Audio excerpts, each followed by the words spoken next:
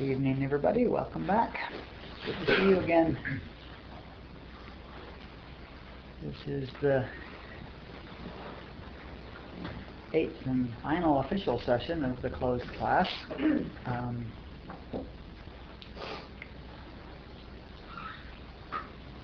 We will, as long as there's enough interest, well, not that long, but we will hold another class next Monday night, open to anybody that signed up for the class, whether they're here tonight or not. And there won't be any new material presented. It will just be an open discussion, question and answers, talking, crosstalk, anything at all. But anybody who wants to work with any of this material or talk about it or ask questions about it or share about it or whatever is welcome. I have no idea what it will look like. I do have 2 questions which haven't been answered in this class and won't get answered tonight, and they would be very appropriate topics for discussion next week. One is concerning Buddhism and Bodhisattva vows, and the other one is about tithing, and we could certainly talk about tithing tonight because it's within the scope of the class, but I think it might be a good one to talk about next week because it will perhaps trigger off quite a bit of discussion about the whole question of supply. So I'm saving that one. And if the person who asked the question isn't here next week, well, oh well.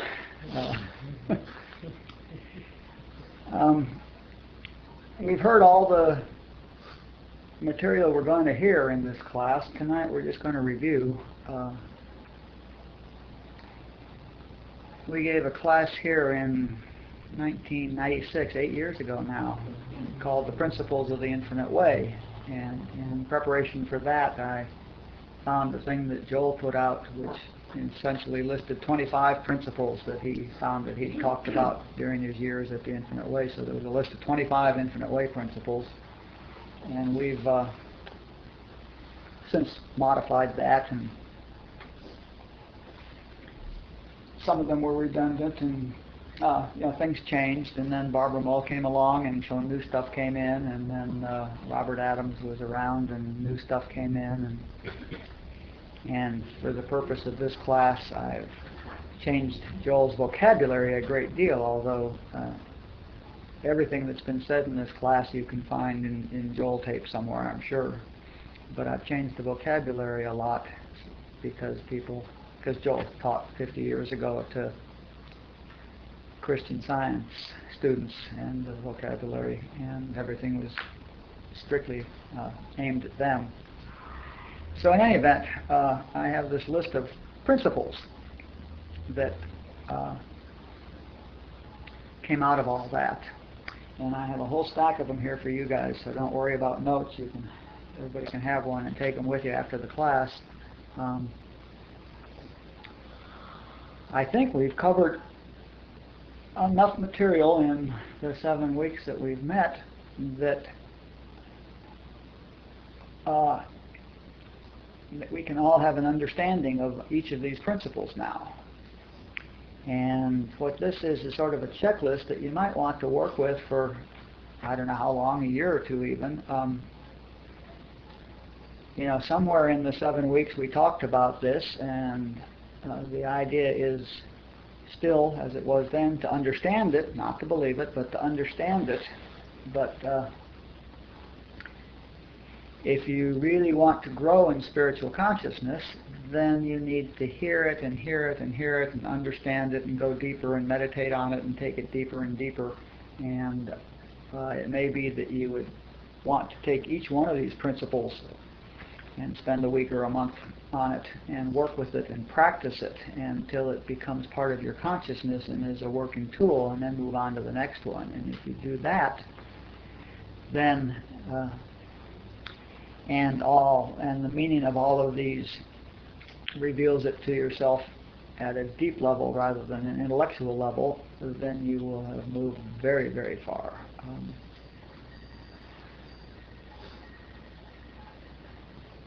That's the work. The work is taking these principles and working with them until they're an integral part of you.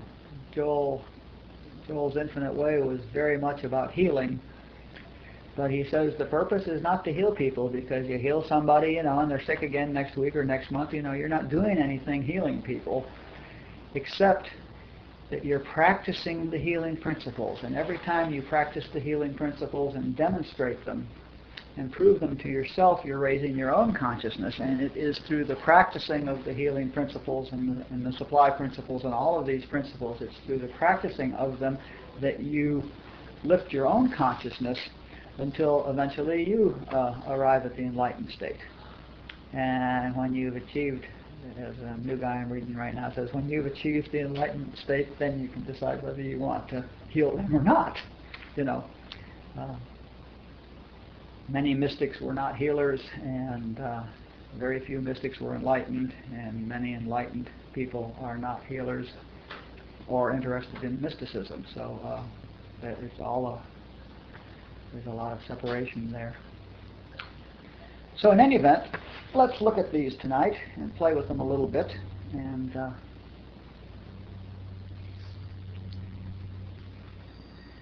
you can see, another reason for doing this is those of us that have done the script work, part of tearing up script is knowing the truth to replace the lies that you believe with.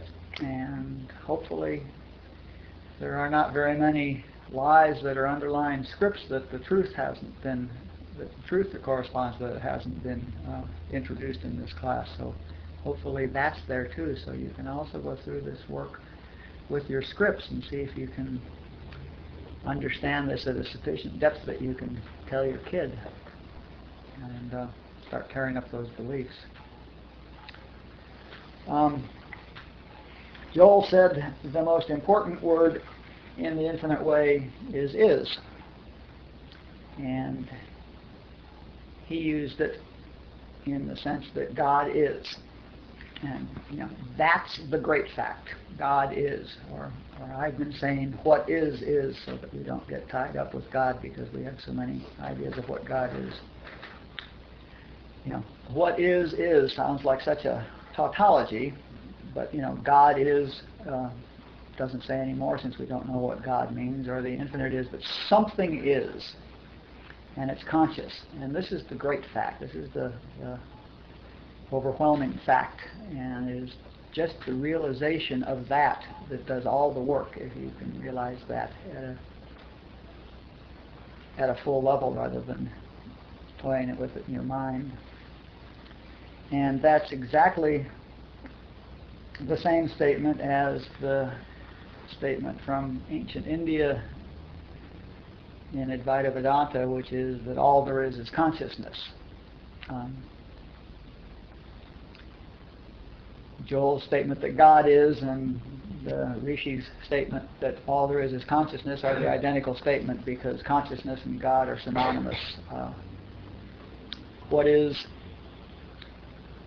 can also be called consciousness, can also be called spirit or spiritual, can also be called God, can also be called the infinite invisible. And in these principles I've sort of used different words all the way through, just because it gives the sentences so much different meanings, if you use particular words, because they do have meanings to us. But that's the great statement, that all there is consciousness.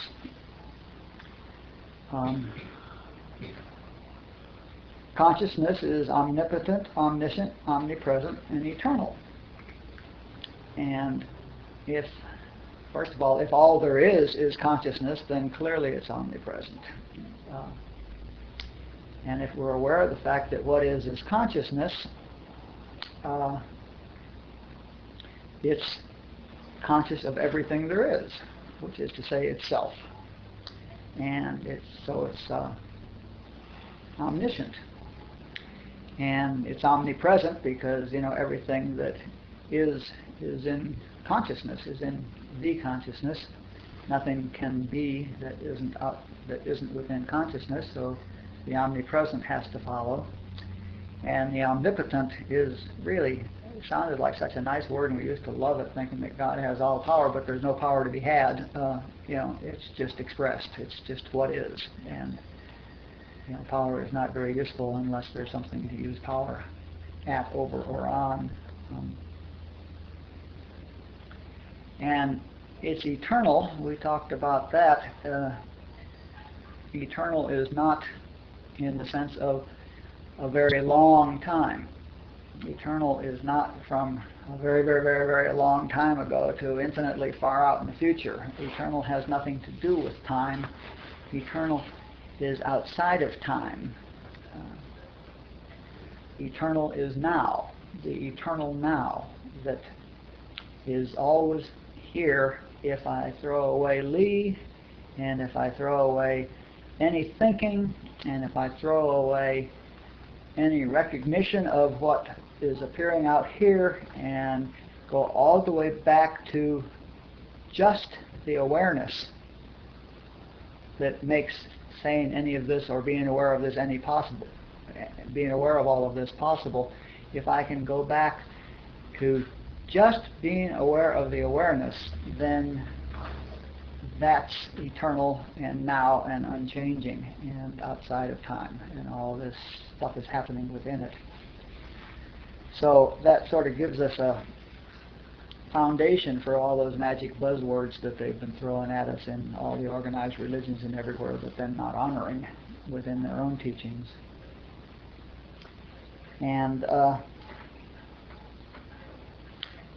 consciousness being the only thing there is also the only creator, is another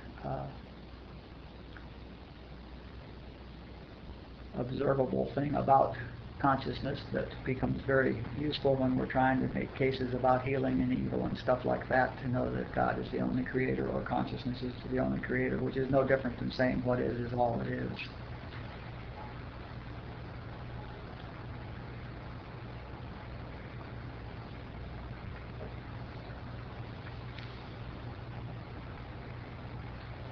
Joel says the second most important word in the infinite way is as.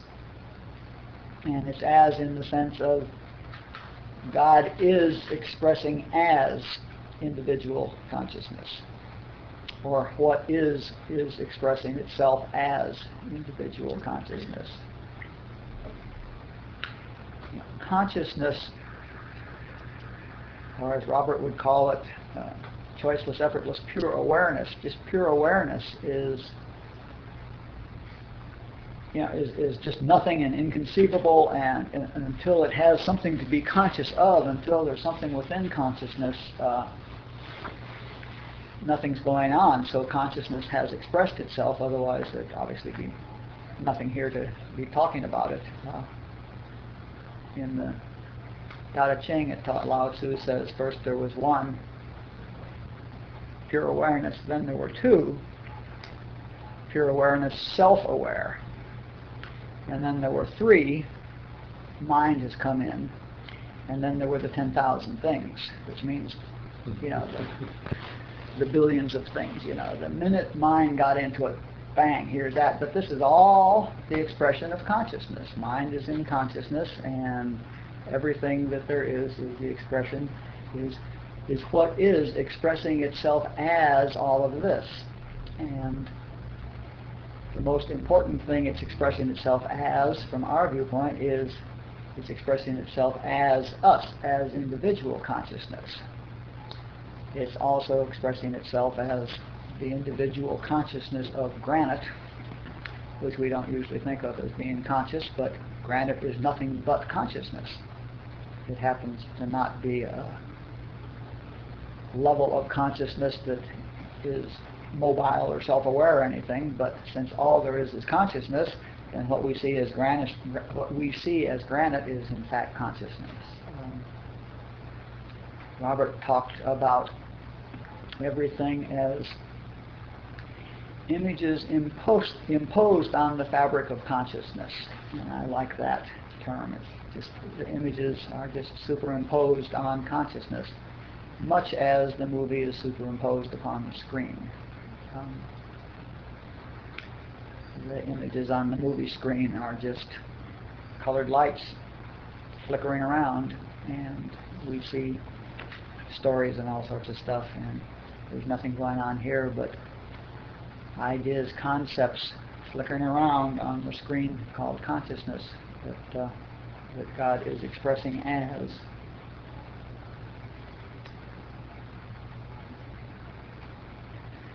So the next principle is there is one self as infinite form. Yeah. Just the one self, capital S, expressed as infinite form. Form is within mind. And the thing to work on about one is to get that, we're all sitting here thinking we're individuals, but there's one consciousness expressed as one life. That one life is expressed individually. There's not my life and your life and his life and her life and the cat's life. There's the one life expressed in me as my heartbeat and you as your heartbeat, etc., etc. So there's one life expressed everywhere, which makes it rather difficult for us to get into what's lacking in my health, or why my life is not as strong, or because it's not my life, it's the one life, and if I'm not seeing my life as the infinite, as having all the implied health of the infinite one life, then I'm just seeing wrong. And there's one consciousness, so my consciousness and your consciousness is the consciousness, and limited by our idea that it's limited. And there's one substance, the one substance that we're all made out of, which is consciousness. Since all there is consciousness, and that's all that God had to create stuff out of. It's like in a dream, all your ideas that show up in dreams, all the stuff that shows up in dreams, what is that stuff really made out of? If you're having a dream and you're in a dream and you're sitting at a table, what's the table made out of? Your consciousness. So is the you that's in the dream made out of your consciousness. So there's just the one consciousness, there's just the one substance, so it's really difficult to have all sorts of different qualities of substance. The quality of everything is God. And there's only one intent for everything, God's intent. The reason God expressed itself as everything is for whatever reason God expressed itself as everything, not for whatever reason we think we're here for, but the intent of everything is unknown to us, but it is whatever it is, and it's just the one intent. And there's only one interest, God's interest. God had an interest in expressing itself as what it did, and in unfolding the way it's unfolding. It's just the one very impersonal unfoldment that's going on without this very limited idea that we have about it. And if you can start getting deeply into that, you're starting to get deeply into, everything. Into giving up all the five things that Patanjali said calls suffering, and into developing a healing consciousness, and into developing a supply consciousness, and into developing the bliss consciousness of the mystical experience. So all of that will happen. You're on the way towards all of that as you start focusing on the oneness. And the way to work on that for me is to recognize the oneness, and assuming oneness as an absolute axiom, then look at all the implications of it. If all there is one, God, this infinite, eternal, omniscient, omnipresent thing, then think what the implications are about all these aspects of myself that I think I have, which aren't aspects of me. And I think about all my plans and stuff, and but that's not what's happening. God is doing what it's doing. So that's not enough reminder tonight, but might prompt you to go back and listen to some of the material and work with that one.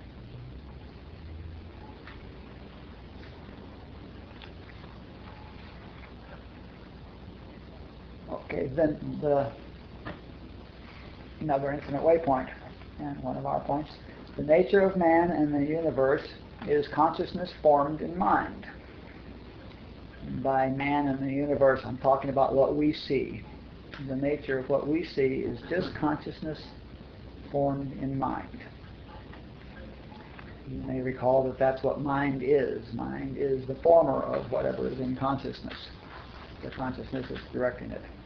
So what we're dealing with here is just consciousness formed in mind. And it may be God consciousness formed in mind, or it may be human consciousness formed in mind. But what we're seeing is just consciousness formed in mind. And a detail of that is that matter is mind. This is the fundamental thing that we talked about as the second level of human consciousness, where we developed the mental level of consciousness. That's the realization that matter is made up of mind, that mind is the substance of matter. Another way of saying that is that the visible is an effect of the invisible.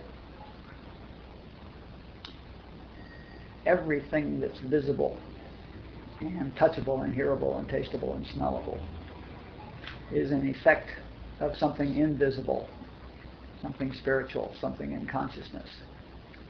So everything we see is effect, not cause.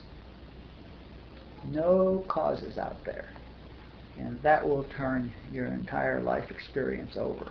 If you get that there are no causes out there, that you can't go out there to get anything, that there's no getting from out there. Getting from out there is the cork in supply consciousness. And it can't work. That's all in effect. You may recall the image of standing in front of a mirror and not liking the picture you change and trying to paint the mirror, put mascara on the mirror, or put lipstick on the mirror, or cut the hair on the mirror, or put a hammer in the mirror to fix it, and then you're standing in front of another mirror and it looks the same. And that's the experience. Everything visible is an effect of the invisible. And Meg Johnson, we should give her credit for some of these. Meg Johnson says, consciousness creates, mind forms, and the intellect interprets. And of course, that's the human kicker. Consciousness having created and mind having formed, then our intellects have to say a few things about it. So I just like that. I just threw that statement in. Not so much as a principle, but just because I love Meg, and I love Meg's work on mind. Meg was the one that revealed mind to me. And that's a great statement.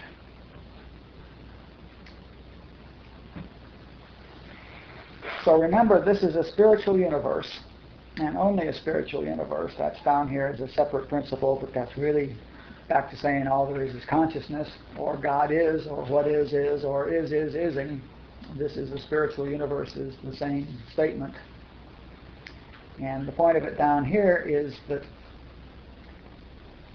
it's also talking about what you're looking at, that you think of as a matter universe.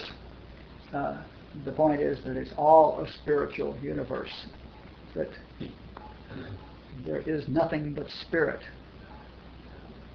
that spirit, which is consciousness, is formed in mind as the universe that we experience.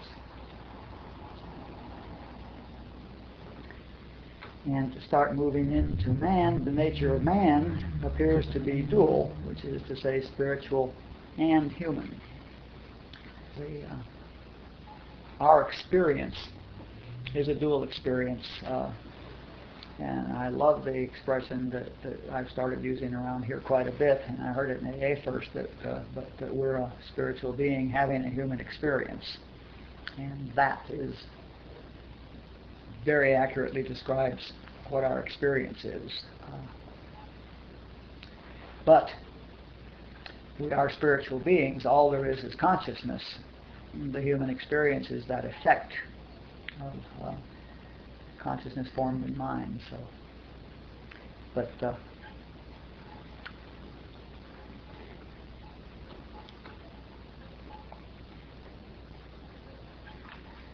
I feel like I'm just tearing through this stuff. I guess I'm not. Nope, I'm not. No, I'm not going nearly fast enough. We're not going to get right done. All right, who cares? We'll do what we do. Okay. The nature of this world. When I say this world, I'm always thinking of Jesus talked about my kingdom and this world, my kingdom being the spiritual reality and this world being the human experience. Okay, this world, the nature of this world, aka Maya, aka Leelaa, is hypnotism in the mind. We're hypnotized like a mirage in the desert. We're seeing matter, but it's all hypnotism. It's the mind forming stuff for us. It's really just consciousness. The hypnosis functions through suggestion. What this means is that the human experience of us, the extent to which we're human, means the extent to which we're linked up in what we call human consciousness, which means the extent to which we are receiving and radiating the human beliefs, because there are a bunch of quote human unquote beliefs that are floating around in this consciousness, and those of us who are attuned to hearing the human, accepting the human beliefs, reacting to the human beliefs, take them in, manifest them, and radiate them back out. So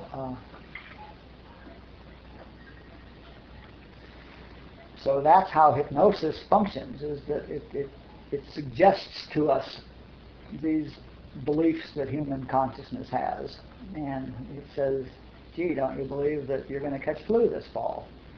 And there's the suggestion. And you say, oh, I don't want to catch flu. And you just bought it because you just became afraid of catching flu, and it's now in your belief system. And so now you're a statistic in the health charts as to whether you're going to manifest flu this time or not. My axiom, not Joel's, is that believing is seeing, because we all have heard so many times seeing is believing that I love to reverse that, because it's literally true that believing is seeing.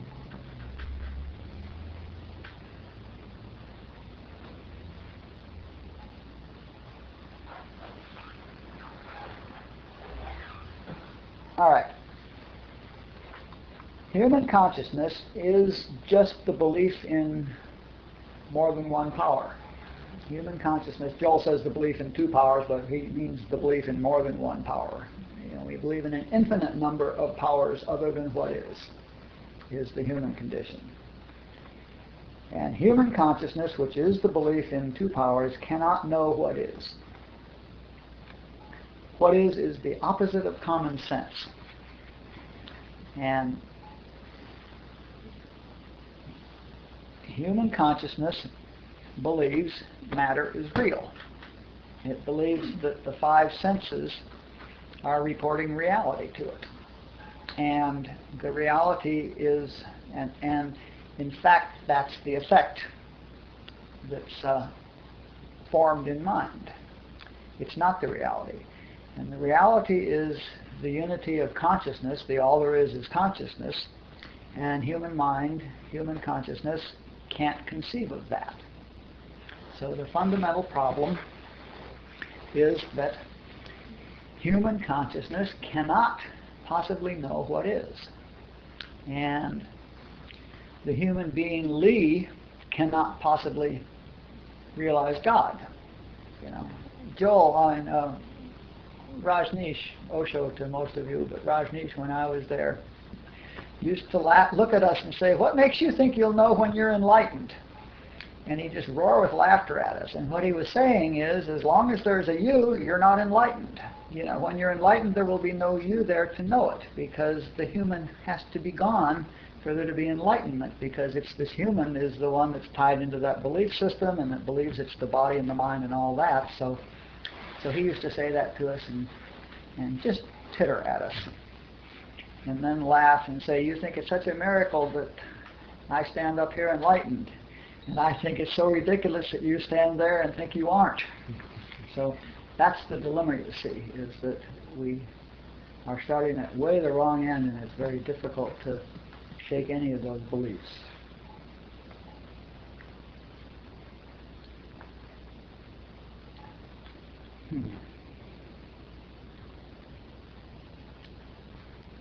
Okay, one of Joel's early revelations was that there is no God in the human world. Of course, there can't be, because the human world is this material construct in mind, and mind is within God. God is the consciousness outside of all this, so there can be no. And the human world is the beliefs in human consciousness, and the beliefs in human consciousness can't, as we just said, conceive of what is, so God can't possibly be in the human world, where the human world is, we mean the human consciousness beliefs in two powers, and the unenlightened human consciousness, the unrealized human consciousness. God can't possibly be in the human world, because the definition of human world is believing in not God, believing in the stuff that isn't God. So Joel's revelation was that there's no God in the human world, and he got that revelation the very interesting way. He observed that fact, that he could find no evidence of any God in the human world, except in isolated cases where some realized being brought some evidence of God. God functions only where God is realized.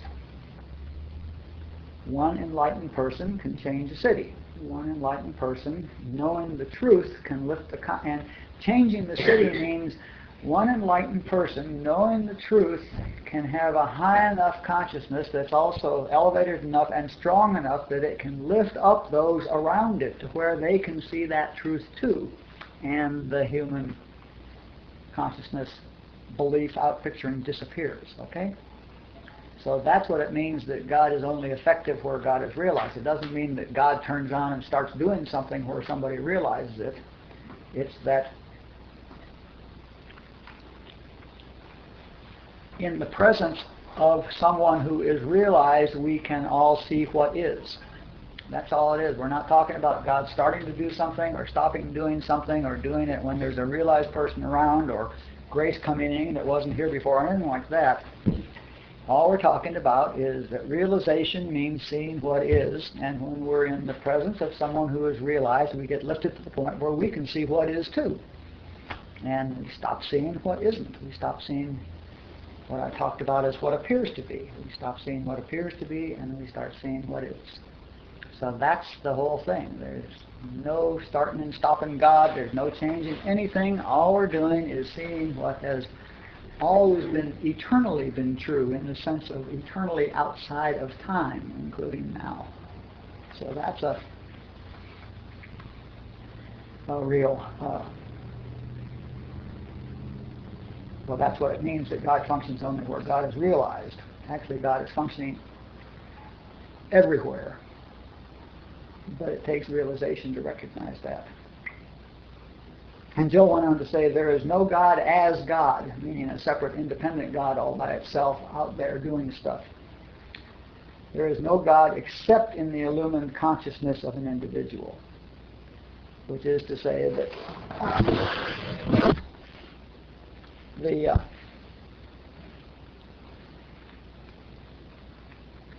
any idea we have about God, there isn't, which is the human idea of God. Human beings have a concept of God, and or an idea that there's a God that does this or doesn't do this or will do this or won't do it. And there is no God. That's what he means by there is no God as God. Because that's just a human concept, and it has no power and it has no existence, and it's not what is. The only God there really is in an illumined consciousness, which is to say that it takes a illumined consciousness to realize what is. I remember Barbara in her book talks about when she finally realized that there really isn't a God in the sense of any idea she'd ever had about God. She finally got it. She's with Joel and she's having lunch with him, and she has finally gotten the fact that there's no such thing as God in any sense that she's ever had. And she tells Joel that. She says, I really got it. She says, there really isn't any God, is there? And Joel looks at her and smiles beatifically and says, no. And he's quiet for a second. He says, but there is something, you know. That's the point. There is something, but put anything on it, and there isn't that. Okay?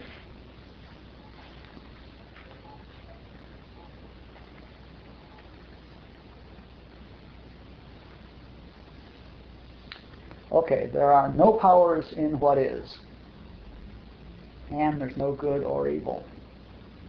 What is just a state of being, infinite, eternal, harmonious isness.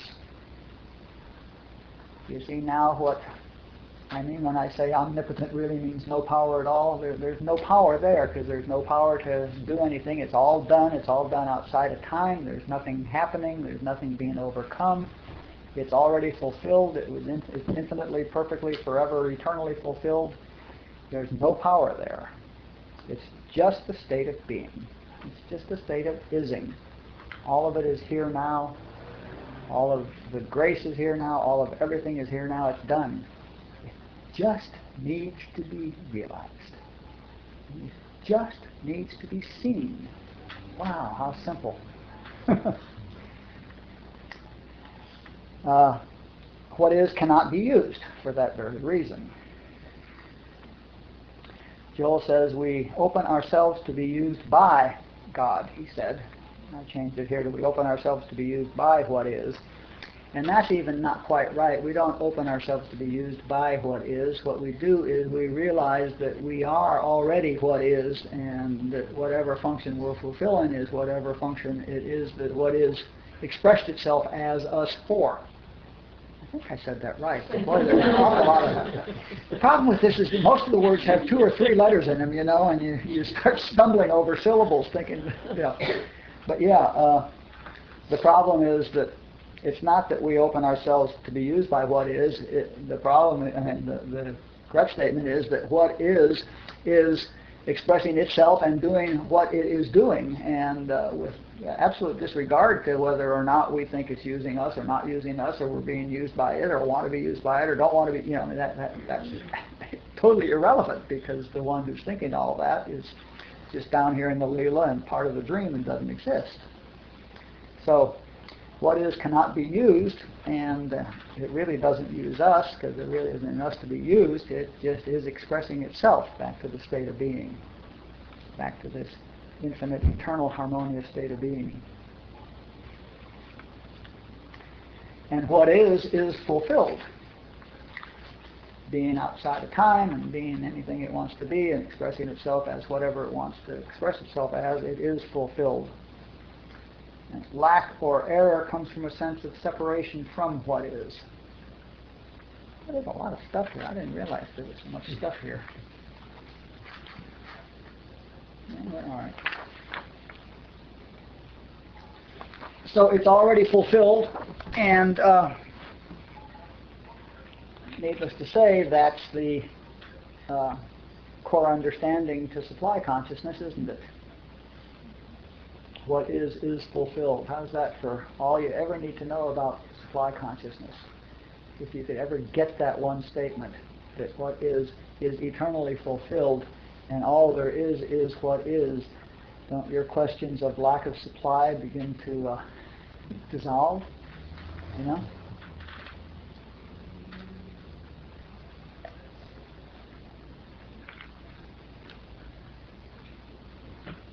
Okay.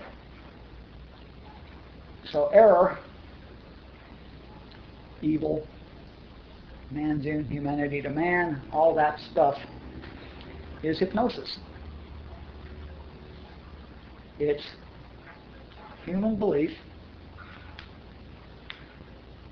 forming in mind and hypnotizing us into believing it rather than seeing in mind whatever God is expressing itself as, which is what we would see if we were not in any way connected to the human consciousness, human beliefs, but we're still wearing this silly body.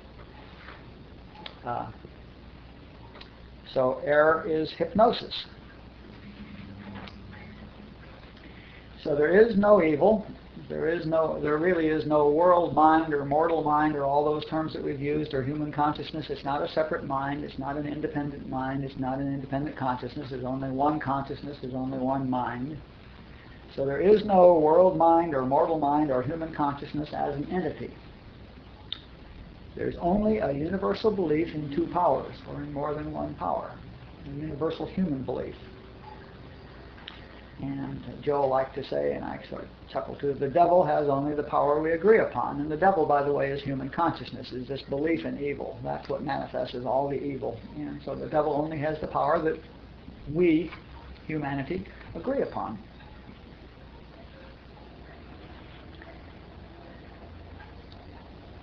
Okay, here's a fun one. Error is impersonal. Every appearance of error is the product of the acceptance of the belief in two powers by the mind. So error is impersonal. All we've done is we've accepted the suggestion, the hypnosis, from the self-sustaining, radiating human consciousness. It results from ignorance, and it needs to be removed in the mind, or in the beliefs, or in what we're accepting.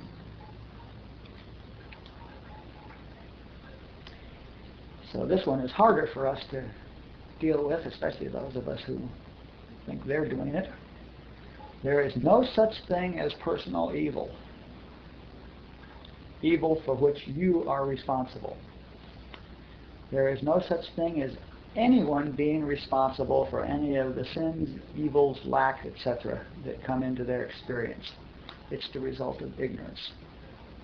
Do you get that? The truth about the person is an expression of God. The human experience is listening to these beliefs floating around and buying them now and again, and that's called ignorance. That's the ignorance that Patanjali talks about when he says that one of the causes of suffering is ignorance. That's the ignorance, the buying the beliefs that are cooking around here, that they're generating all the stuff, okay? So there's no such thing as personal evil, and there's no such thing as anybody being responsible for their evil actions. It's all ignorance, which goes back to one of my favorites. Everybody's doing the best they can, given their current information and given their current level of ignorance. If we could do better, we would. We're all working on our ignorance a lot here in the last 8 weeks. So another word that Joel loves is impersonal, and let me just sum that up now. God is impersonal, absolutely impersonal. No person's in God. God is just expressing itself as itself in all sorts of different forms that it wants to. Now, you, the real you, is impersonal. The real you is that I am sense that you have right now, I, which is the same one you had when you were 12, a little kid, I, which is the same one you had in your previous lifetime when you were perhaps a person of a different skin color and of the opposite sex, I, the one I that has been constant through incarnation after incarnation and through age and all the different ages we go through and all the different beliefs we've gone through and all the different bodies we've gone through. There is something that's constant, and we're all aware of it. I am aware that I am the same one that fell out of a tree when I was 6 and got the wind knocked out of me. That was me. It was I. Nothing about me now that's in common with that 6-year-old. Not a cell in my body. Not a thought in my head. But it was me. That I is impersonal. That I is not interested in this person or personality. It was totally different then, and it was the same I that I had in the previous life and all the way back. And this is what Joel means when he said that God is expressing itself as impersonal individual being. Okay? Now, impersonal also applies to human consciousness. This human consciousness, this source of all evil and error, is absolutely impersonal. It has no center. It has no individuality. It's all the consciousnesses linked together. It has no targets. It's not doing this to anybody. It's just believing. And it has no target, no source, no center, no power, no law, no nothing. It's just a nothing.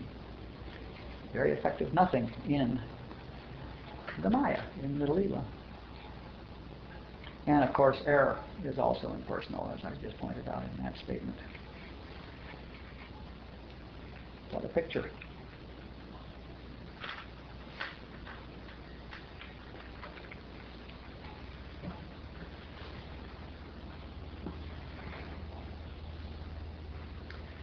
Okay, let's get back to prayer. The nature of true prayer is silence or communion. The point is that all of our traditional Orthodox concepts of prayer are sheer nonsense. The idea of influencing God or cajoling God or getting God to do something or pointing anything out to God that the omniscient God, that consciousness itself is unconscious of, or of educating consciousness about how things should be, when consciousness is just expressing itself as it is and there's no should be or how it should be or anything like that. Any concept of prayer with an idea of influencing God is nonsense. Any idea, any prayer that's trying to get something from God or pointing out to God that we need something is nonsense, because that brings in all those implications of gods that are withholding until they're appropriately kowtowed to, or whatever it is that it takes to get them. So the idea of a withholding God that will yield something is a rather unappealing God. So and getting his getting something material obviously doesn't work, because God doesn't know anything about material things, because God is consciousness and knows that there is no such thing as material.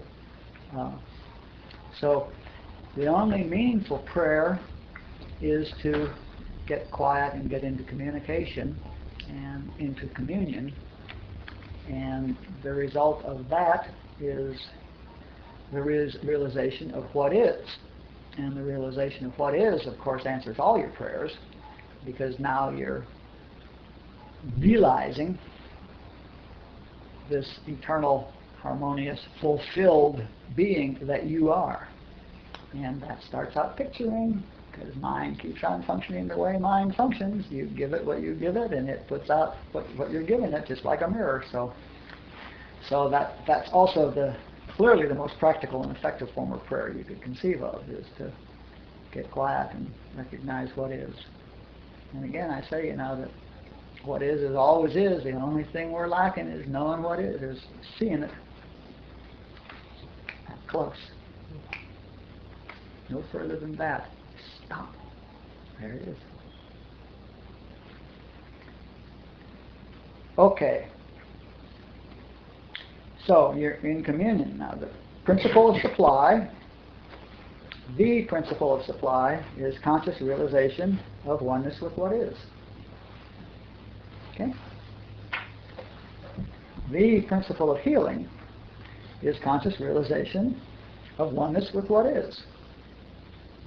And we could do the principle of employment, the principle, we could list everything that anybody has ever gone to any sort of a practitioner for any sort of treatment for. You see that because God is eternally fulfilled, and because grace is eternally present, that conscious realization of oneness with God is the answer to everything. If you have realization of your oneness with God, then you have realization of your harmony, of your eternal harmony.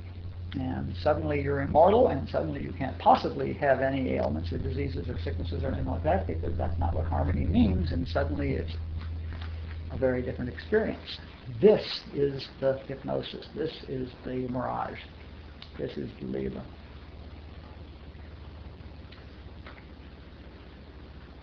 That's all there is about that. Okay.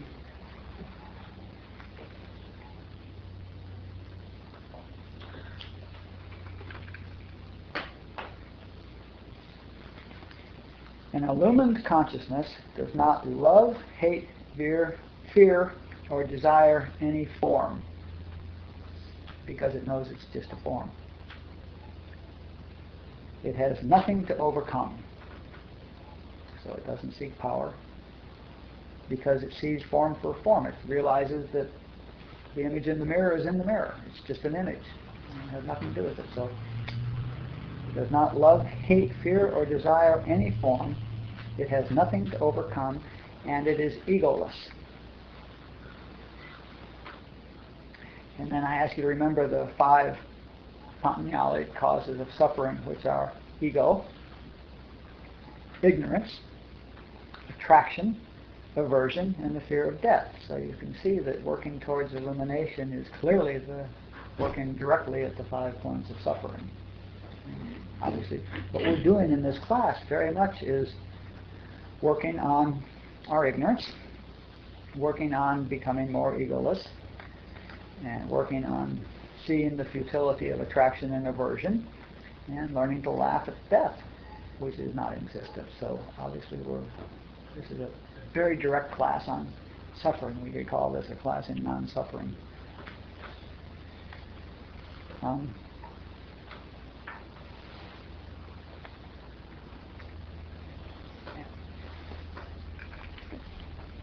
Just amazes me how these things always take an hour, you know. It doesn't matter how much stuff there is or how little. It's going to take an hour again. Exactly. The basic axiom of the script work and most of the work at Leelaa that I talk about incessantly is Joel's principle that nothing can happen to me that is not an outpicturing of my own consciousness. Or nothing can come into your life except as an activity of your consciousness. And I think by now we should all be pretty clear on what that means, because we've hit that every class.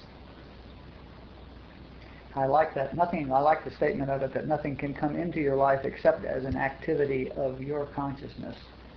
Barbara has a flashcard that she used to give her students that they would take out for a week and practice, and the flashcard was, "I'm doing it to myself."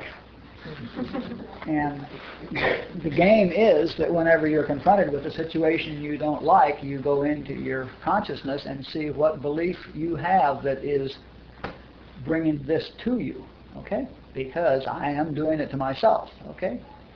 So if there's some really ugly guy attacking me, I have to have a belief that makes that possible, and that provoked it probably. So that's what that means. And the flashcard, "I'm doing it to myself," is one you could carry for a year without any problems.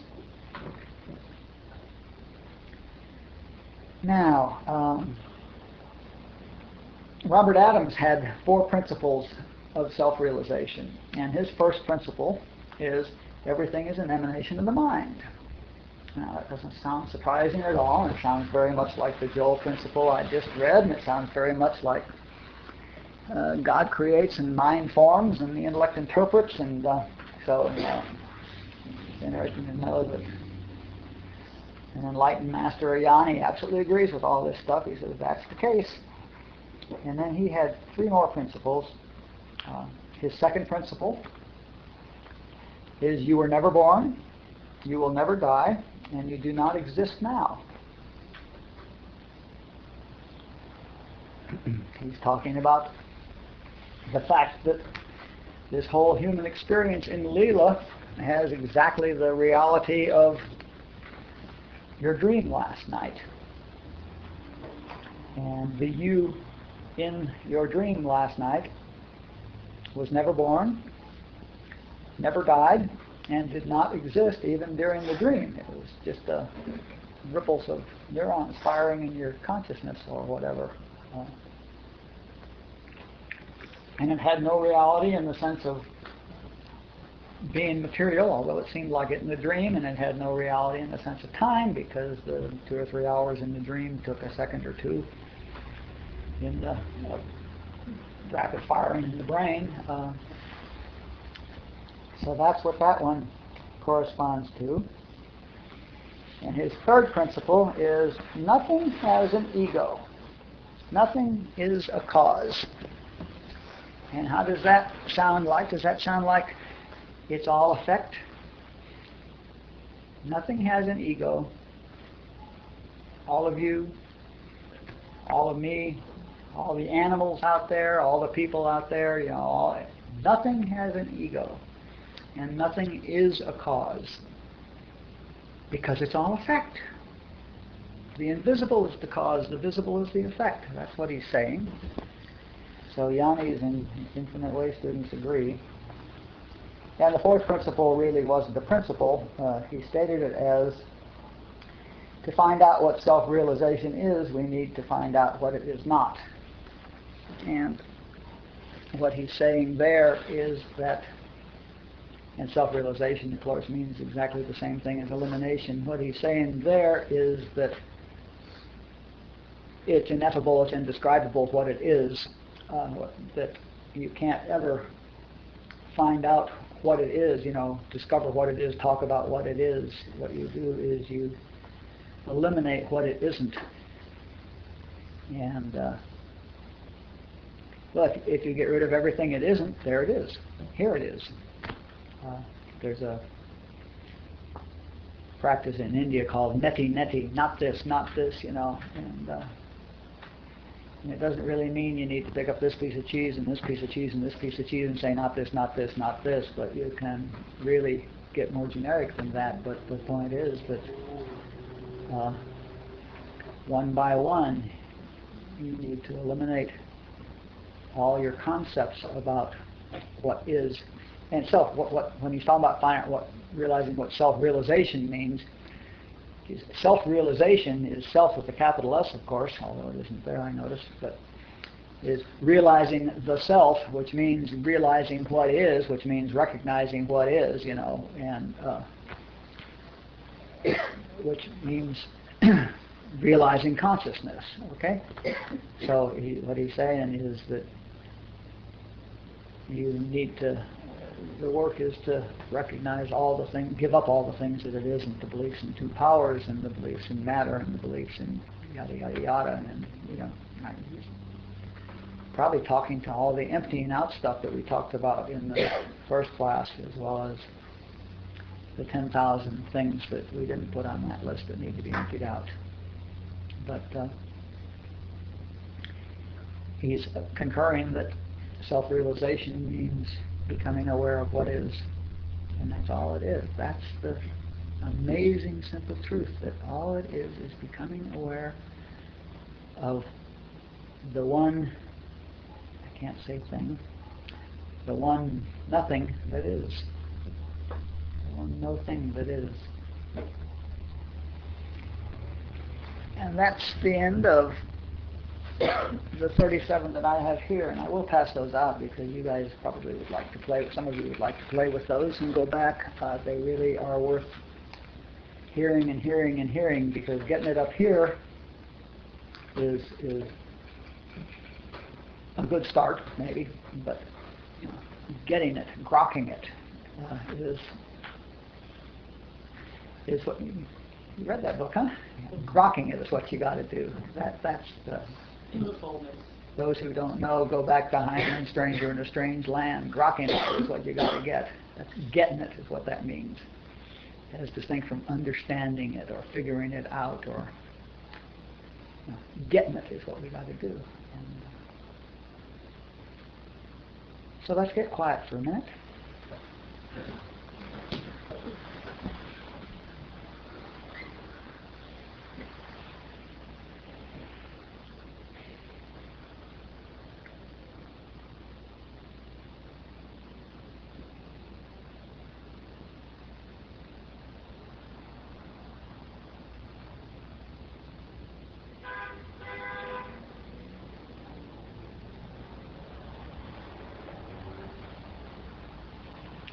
So that's it for an introduction to spiritual consciousness, and I think it's a lot more than an introduction. It's also a path, but there's a great deal that didn't get said. It's a pretty broad spectrum introduction.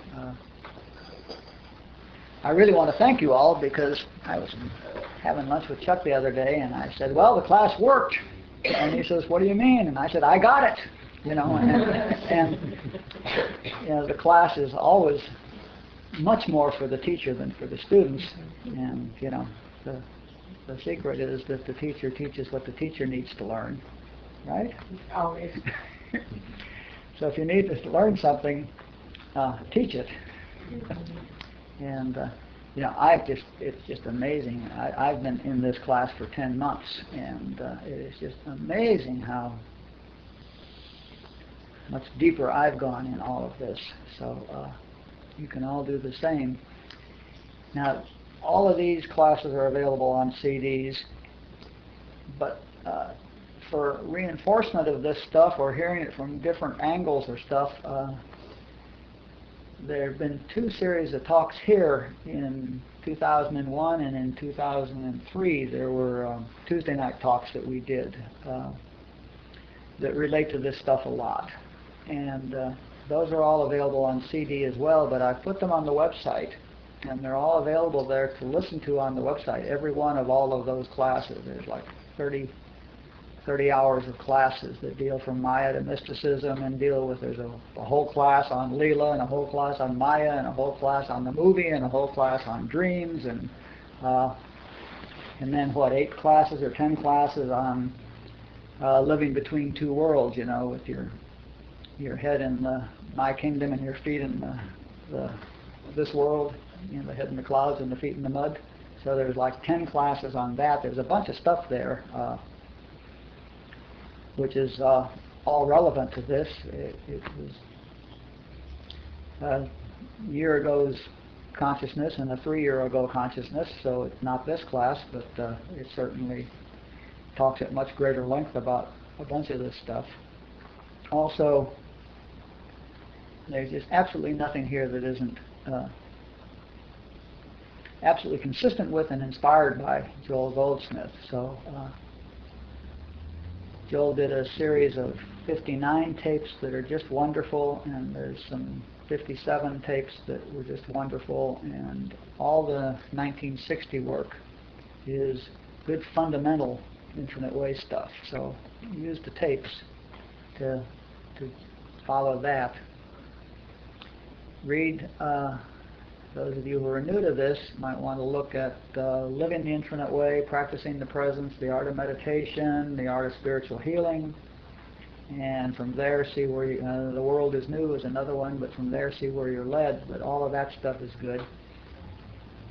Joel, for some people, takes a little getting used to, because like I said, he was teaching the only people that could hear this message in 1945 were the metaphysical churches, and they were all Christian Science and New Thought and people like that. So all of his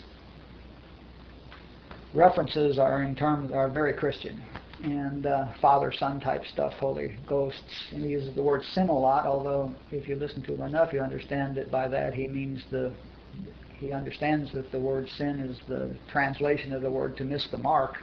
You know, when an archer shoots an arrow and doesn't hit the bullseye, that word in Aramaic is the word that gets translated as sin.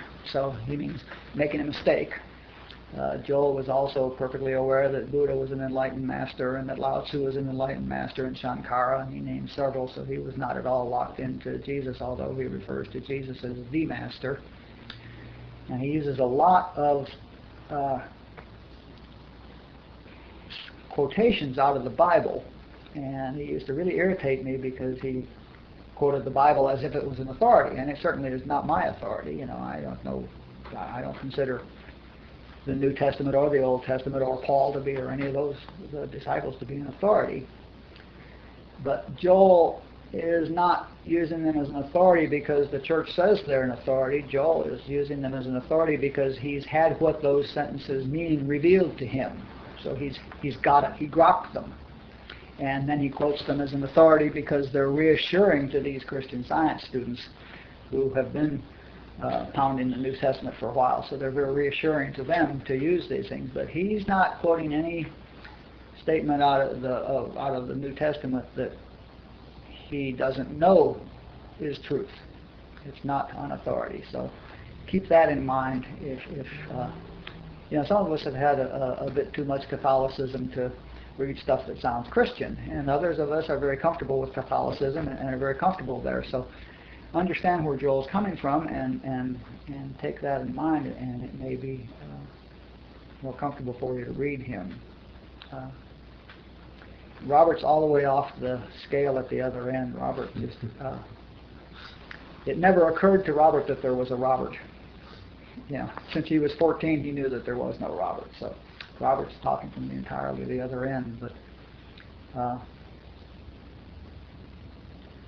this will have been perhaps a fun exercise unless you dive in and work with it, and it will all just go away again. You can see, I said something about 1 in 1,000 making it out of the ones that are here.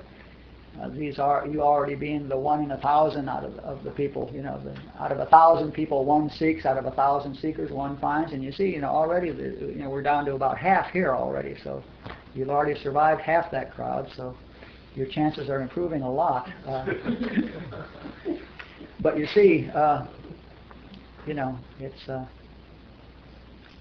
what you want most is what you will get, and what you work at most is what you will realize. And when this becomes the most important thing in your life, you will get it. And until then, you probably won't. But any time you spend on it, any work you do in it, will definitely, it's cumulative. Even if it's not the most important thing in your life, the work will change you. If you think this is a way of improving your humanhood, well, it will. And if that's what you want, fine.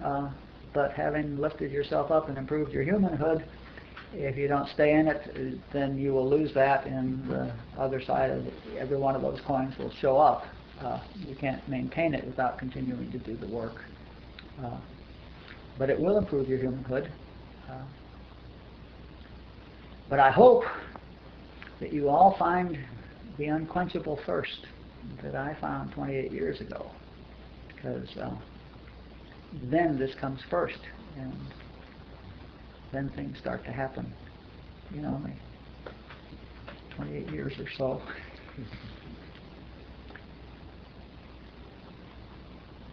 Yeah.